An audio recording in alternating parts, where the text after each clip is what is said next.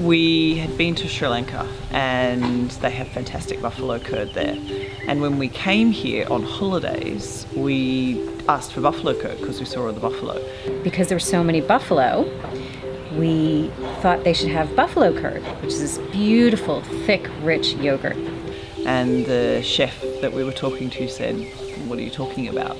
We said, "What do you mean, what?" To which I think we responded, "What do you mean, what are we talking about?" And that's how we discovered that it just didn't exist here. Right, the idea for the farm came out through Susie and Rachel's overwhelming urge to eat cheese and the inability to get it. Of course, looking for cheese, which is my life's mission. I called my daughter Brie, named B-R-I-E, like the cheese. So I kind of like it. And then we realised that there was a complete market that was just going begging. I doubt ever there has been a buffalo milked. And one of our own staff members tasted the yogurt and went, "It's kind of sour. But isn't yogurt made from fruit?" Really no concept of dairy. After coming up with the concept, we decided to do a trial. We convinced finally two farmers to loan us their buffalo for a few weeks. I had looked up online milking machines in China and then trying to talk to people in China about milking machines, but not milking cows that have bigger teats, milking buffalo that have smaller teats, all in multiple languages. When the machine arrived, it came basically flat packed in a box in the middle of the night in a tuk-tuk. It took Stephen and Lassavong and Mr. Ton, our tuk-tuk driver, all tinkering away. So they got it all up and running. It's very exciting. Turned it on, noisiest thing ever. Whole village is watching. Absolutely nothing happened. Not one drop of milk. Nothing. Nada. Zip. All three buffaloes. So, oh no. On the second day, we finally got some milk. There was quite a lot of rejoicing when the milk came down into the bucket.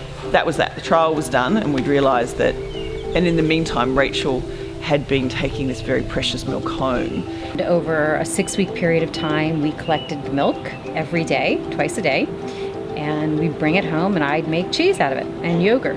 And I think I made some ice cream from it and I made some cheesecake from it and all of these different things. We put together these tasting packs and we made appointments with some chefs and general managers of hotels and said, "Let us come show you what we're going to do." And almost to a T, the immediate reaction was, "When can I order?" And we went, "Oh, well, not yet."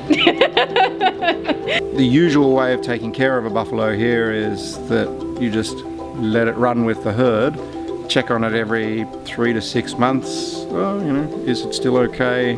Oh, it's missing. Has anyone seen it?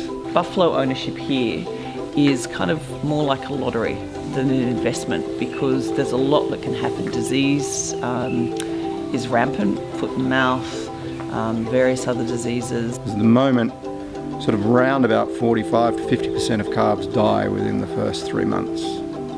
So it can take a while before, if you're a buffalo owner, before you really get any money from the deal, and in fact you can end up not getting anything from it. So we came up with the idea that seeing that the girls literally hang around eating and having babies, that they could do that quite successfully at the dairy and that we could look after them.